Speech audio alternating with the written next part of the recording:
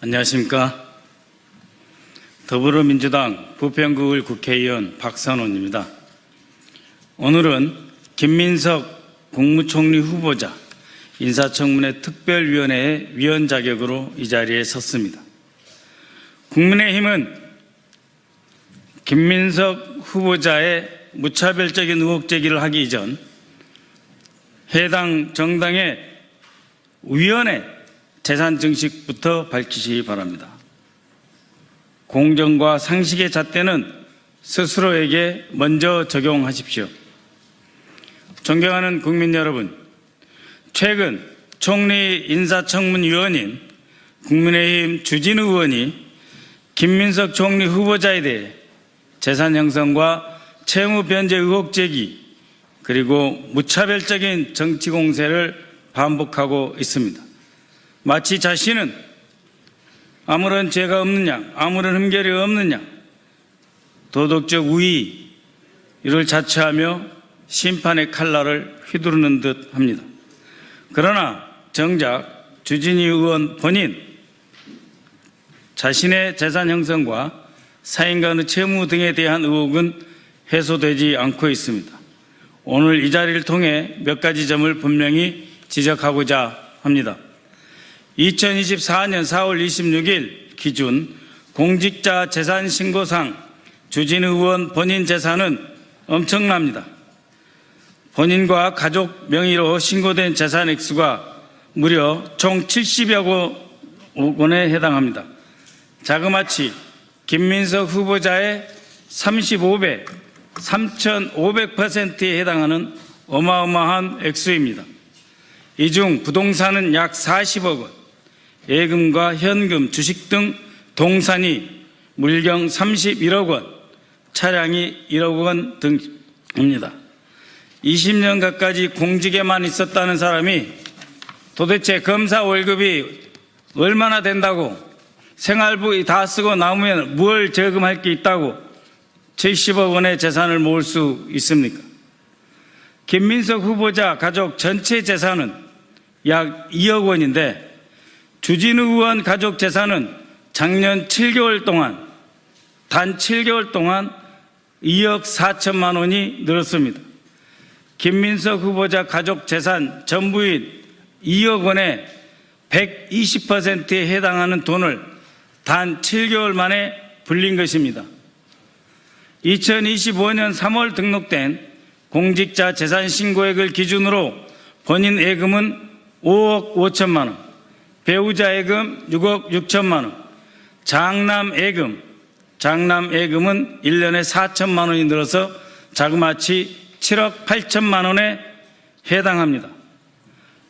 일부 보험이 있었다고는 하지만 상당 액수가 언제든지 현금으로 인출 가능한 현금성 자산들입니다.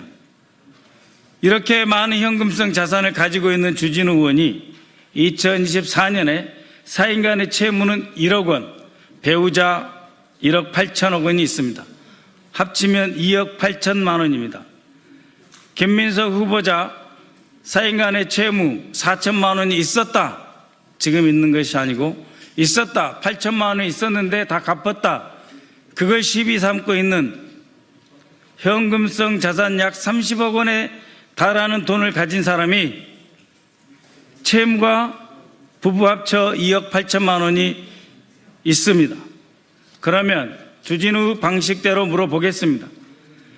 현금성 자산 액수가 상당함에도 불구하고 사인 간의 채무 2억 8천만 원에 달하고 있는데 이것은 진짜 빌린 것 맞습니까?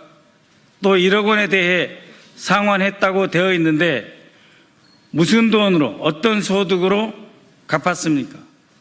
현금성 자산이 그렇게도 많은데 왜 빌렸고 그런데도 여전히 갚지 않은 돈은 또 왜 이렇게 많이 있습니까? 또 배우자는 1년간 274만 원을 상환하는 데 그치는데 은행 대출을 월할해서 상환하는 방식도 아닌 사인 간의 채무인데 왜 300만 원도 아니고 274만 원을 갚습니까? 위장 채무입니까? 진짜 채무 맞습니까? 주진우 의원과 가족들이 보유한 상가, 예금에 포함된 현금성 자산 등에 대한 상세한 재산 형성 경위를 알 수가 없습니다. 또 공직자로서 재산 신고는 되어 있다고 하나 그 출처에 대해서는 알 수가 없습니다. 혹시 정치권 임무를 앞두고 그에게 후원금을 예금으로 돌려 보관하고 있는 것은 아닙니까? 이에 대해서 검찰은 인지사건으로 수사하지 않고 뭘 하고 있습니까? 서로 봐주기 하고 있습니까? 또 주진우 의원의 아들 2005년생으로 김민석 후보자의 아들과 같은 나이입니다. 2005년생 주진우 아들과 2005년생 김민석 후보자의 아들 같은 나이인데 벌써 주진우 의원의 아들은 7억 4천만 원에 달하는 예금을 가지고 있습니다. 예금 200만 원 신고한 김민석 후보자 아들보다 370배에 해당하는 돈입니다. 조부의 증여에 의해서 형성된 것 아닙니까? 정상적이라고 자신할 수 있습니까? 조부의 증여가 맞습니까? 주진우가 김민석 후보자에게 조롱하는 용어를 빌려 쓴다면 할아버지가 스폰서입니까? 김민석 후보자는 모든 재산 증식을 세무신고 등 합법적 절차에 따라 진행했으며 그 내역도 제출하고 있습니다. 차용증 사본도 언론을 통해 공개하고 있습니다. 그렇다면 주진우 의원도 본인의 재산 증식 과정과 사인 간의 채무 그리고 그 차용금에 대한 차용증을 국민 앞에 낱낱이 공개할 의사가 있습니까? 모든 것을 다 해봐야 김민석 의원 재산 2억입니다. 거기 어디에 부정부패가 있습니까? 김민석 총리 후보자는 젊은 시절 이른 나이에 정치권에 입문하였습니다. 서울대 총학생회장 출신으로 386 세대의 대표 주자로서 주목을 받았고 30여 년 전인 2002년 민주당의 기대를 안고 서울시장 후보로 출마하여 화려한 정치적 조명을 받기도 했습니다. 그러나 그 이후 그의 정치적 여정은 결코 순탄치 않았습니다. 젊은 시절 시작한 정치였지만 그 누구보다도 험난한 가시밭길을 걸었습니다. 오늘 총리 후보자 자리는 그 지난한 세월 동안 스스로 역경을 이겨내고 극복한 과정에서 쌓아올린 노력의 결과물입니다. 정치 자금 문제로 시련을 겪었고 표적 사정과 과중한 세금 압박으로 경제적 고통이 수년간 이어졌습니다. 전세금을 털어서 추징금을 갚고 매달 숨막히는 그 무거운 중가산세에 시달리며 신용불량자 신세까지 떨어졌습니다.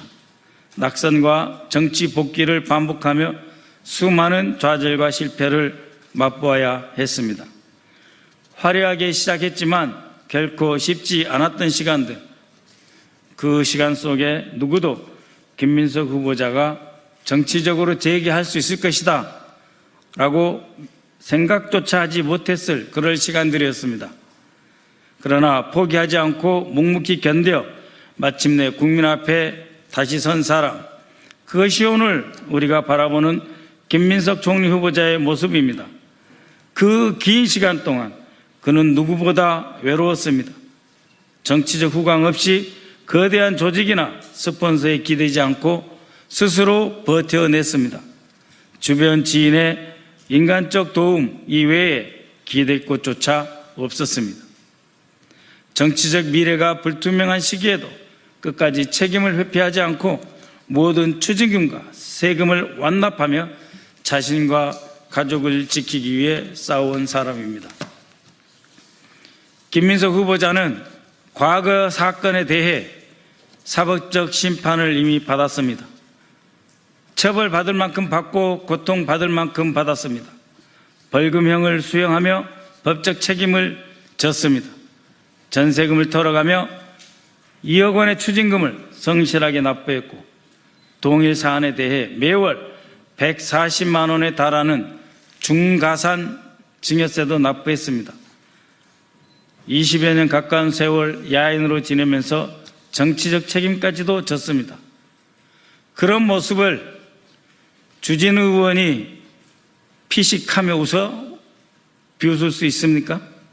본인 얘기대로 자기 객관화가 너무 안 되는 것 아닙니까? 수많은 시련과 짐을 온몸으로 감내하며 여기까지 온 총리 후보자의 앞에서 정치적 공세를 위해 스스로 온 매무새를 가다듬을 정도의 정중함은 지켜줘야 하는 것 아니겠습니까?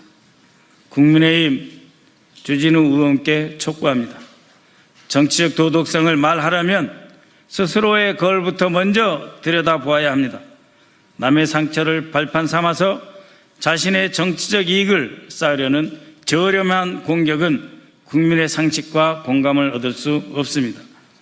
김민석 후보자에 대한 무차별적 정치 공세를 중단하고 먼저 본인의 재산 형성, 정치자금, 금전거래, 자녀의 재산 형성 과정에 대해 국민 앞에 투명하게 소상히 밝히십시오. 그 과정에서 이해 충돌은 없었는지 충분히 소명해야 할 것입니다. 공정과 정의는 남을 두들겨 패는 도구가 아닙니다. 자기 자신을 뒤돌아보는 거울이 되어야 할 것입니다. 이상입니다.